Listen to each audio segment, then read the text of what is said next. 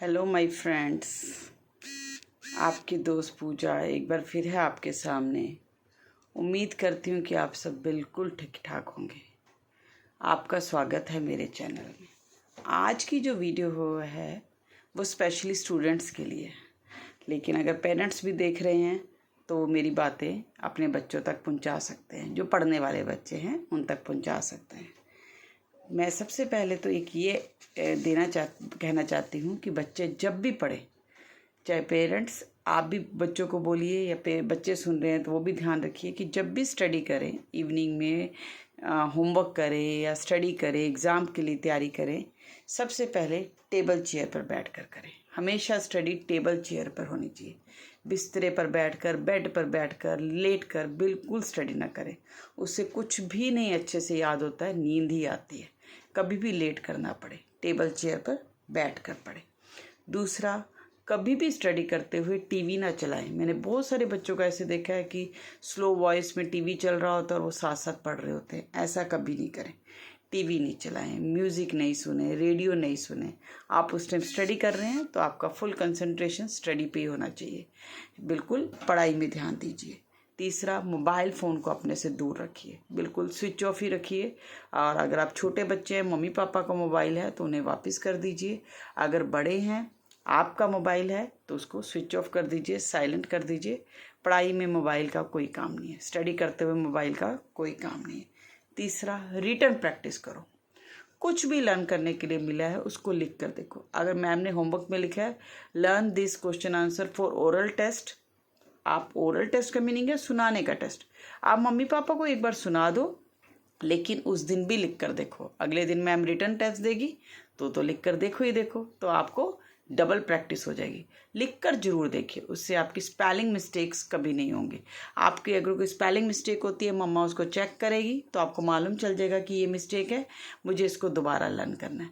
तो आप written practice जरूर करो, जरूर। और अगर थोड़े से बड़े बच्चे हो, 8th 9th 10th में हो, नोट्स बनाओ। जो लर्न कर रहे हो उसके नोट्स बनाओ। आप जैसे कोई भी टॉपिक मिला है उसको शॉर्ट करके लिख लो, ताकि एग्ज़ाम में मॉर्निंग में अगर सारा पढ़ने का टाइम नहीं है तो इम्पोर्टेंट लाइंस को अगर आप पढ़ लोगे तो आपको एग्ज़ाम के टाइम में रिवीजन करने में हेल्प होगी।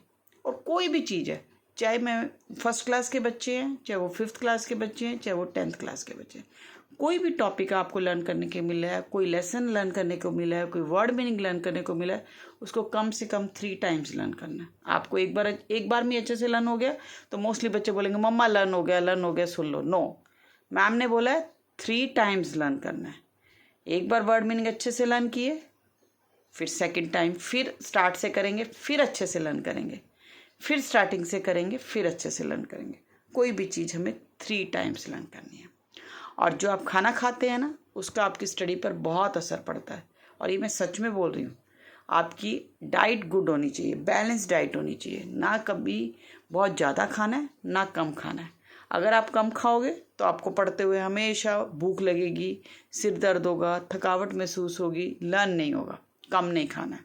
अगर बहुत ज़्यादा खाओगे तो आपको नींद आएगा, आपको दिल करेगा मैं लेट जाऊँ, और अच्छे से स्टडी नहीं होगी। बैलेंस डाइट खाओ और गुड डाइट खाओ, फ्रूट्स खाओ, वेजिटेबल्स खाओ, ये बहुत ज़रूरी है। और नेक्स्ट है कि जो भी मम्मा टेस्ट देती है लर्न करने के लिए या सुनाने के लिए, उससे रिलेटेड वर्कशीट्स करो। पुराने अगर कोई टेस्ट पेपर पढ़े हैं, कोई क्वेश्चन पेपर्स पढ़े हैं तो वो करके देखो। अगर आपकी बुक के पीछे मॉडल टेस्ट पेपर दिए हुए हैं उससे रिलेटेड, तो वो करके देखो।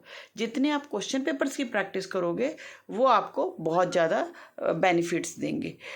जैसे कि अगर फर्स्ट सेकंड थर्ड के बच्चे हैं, छोटे बच्चे हैं, तो उनके पेरेंट्स लास्ट ईयर के बच्चों से क्वेश्चन पेपर ले सकते हैं कि आप अपने हाफ ईयरली के क्वेश्चन पेपर दे दीजिए, आप अपने पीरियोडिक असेसमेंट्स के क्वेश्चन पेपर दे दीजिए, उस पर आप प्रैक्टिस कर सकते हो। प्रैक्टिस बहुत ज़्यादा ज़रूरी है।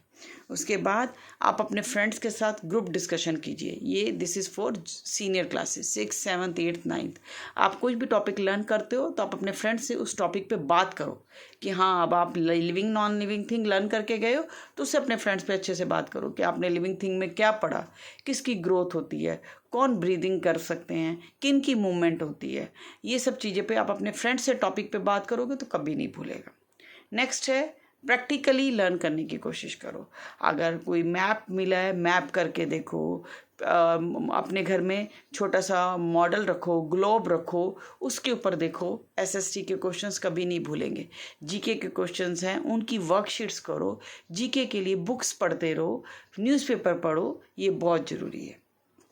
और ये सब चीज़ें आपको आगे बढ़ने में हेल्प करेंगी। मैं सच में बोल रही हूँ, स्टडी लाइफ के लिए बहुत ज़रूरी है। मैं ऐसा कभी नहीं बोलूँगी कि नहीं, स्टडी नहीं भी करोगे तो कुछ नहीं होता। आपका जो कोई और एम है, डांस है, स्पोर्ट्स है, तो उसमें ध्यान दो। मैं कभी नहीं बोलूँगी।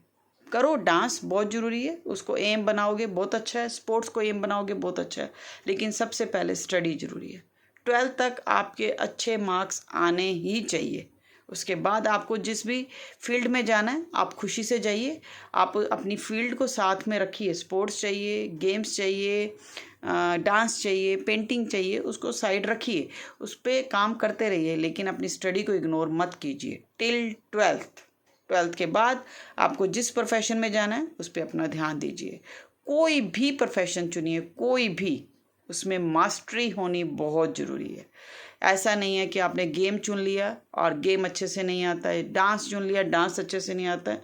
12th तक स्टडी पे खूब ध्यान दीजिए और फिर अपने प्रोफेशन पे बहुत ज़्यादा ध्यान दीजिए।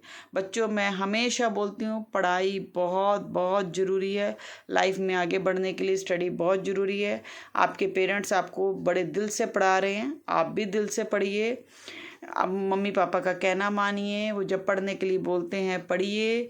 अपनी पूरी लाइफ एंजॉय करने के लिए पढ़िए। अगर आप अच्छे से अभी स्टडी कर लोगे तो आप बड़े होकर बहुत अच्छे से एंजॉय कर पाओगे।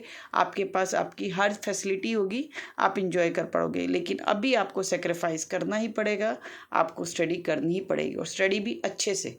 एक स्टडी होता है क्रैम करके, अच्छे से बस बुक्स रीड करते रहो, क्रैम करते रहो, नो, प्रैक्टिकली लर्न करो। जब बड़े हो जाओगे तो आपके बहुत कॉम्पिटिटिव एग्ज़ाम्स होंगे, उसमें ऑब्जेक्टिव टाइप क्वेश्चंस आएंगे, वो तभी आप क्लियर कर पाओगे अगर आपको उनका बेसिक पता होगा, अगर आपको उनका मीनिंग पता होगा। वो तभी पता होगा अगर आप अच्छे से पढ़ोगे। अगर आप सिर्फ मम्मी पापा को दिखाने के लिए बुक खोल कर पढ़ोगे तो वो स्टडी नहीं है। आई होप बच्चों मेरी बात समझे होगे। तो ईस्ट और वेस्ट, स्टडी इज़ बेस्ट। बिना स्टडी के हम आगे नहीं बढ़ सकते हैं। Bye, take care, stay healthy, enjoy your day. Bye bye, जल्दी मिलते हैं एक नई वीडियो में।